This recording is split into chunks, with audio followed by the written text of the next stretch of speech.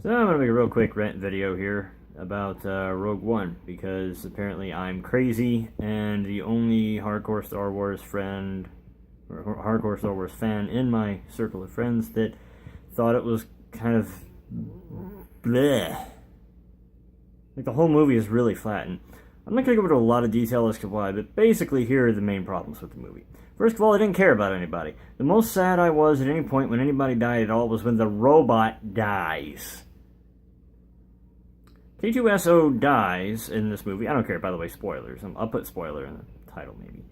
K2SO dies kind of heroically, but he's a droid, so he's just kind of doing what he's programmed to do. But you're still kind of sad that he died, because he's like the only likable character in the whole thing, and everybody else is really dour and just really monotone, and no one cares. I'm gonna emphasize this on a couple of quick points. Okay, so Jyn Erso's father dies right in front of her. He gets blowed up real good.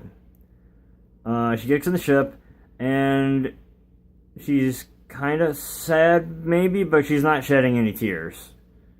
Doesn't really exhibit any frustrations or anything like that, really. Yells at Cassian when she kind of confronts him about, oh, Cassian's supposed to go kill him when they find him. He lied to her and the crew and blah, blah, blah, blah, blah. And then he's basically like, I don't have to explain myself to you. And then he just goes upstairs to keep flying with K2SO. Because they got a GTFO. See what he did there? Then, no. Then that's it.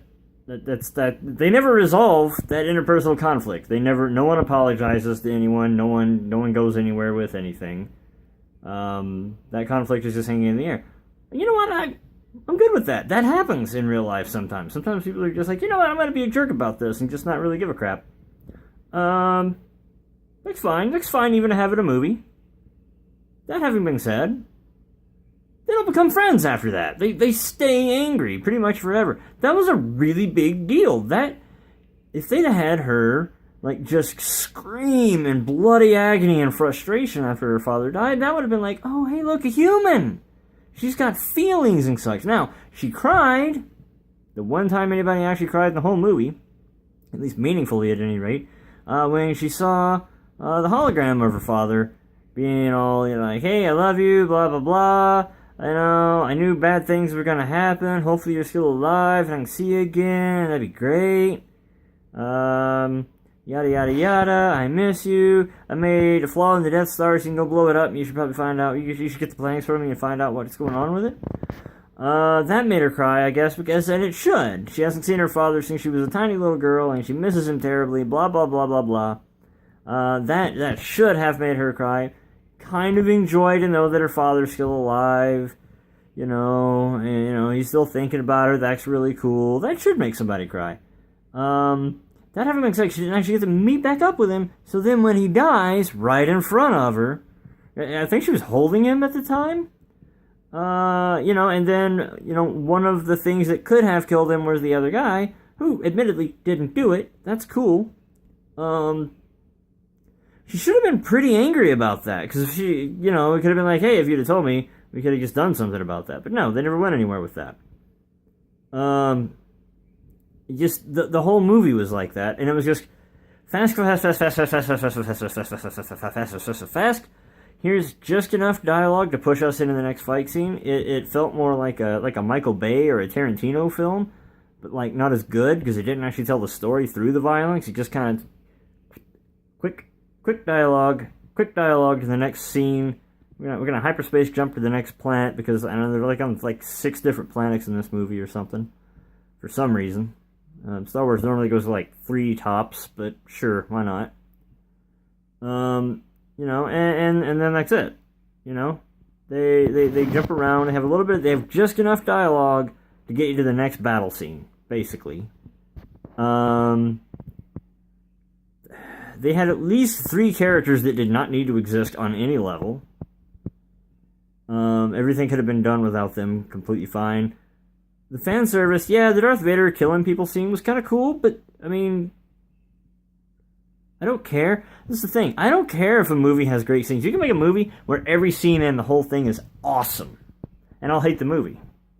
Because I don't care about scenes. I care about one overarching meaningful story full of characters that make me like or hate them. I don't have to relate to them by way of liking them, but I have to relate to them in some way. I either have to want to be them, have been them, are currently them, or have known them in real life, and would kind of like to see bad things happen to them.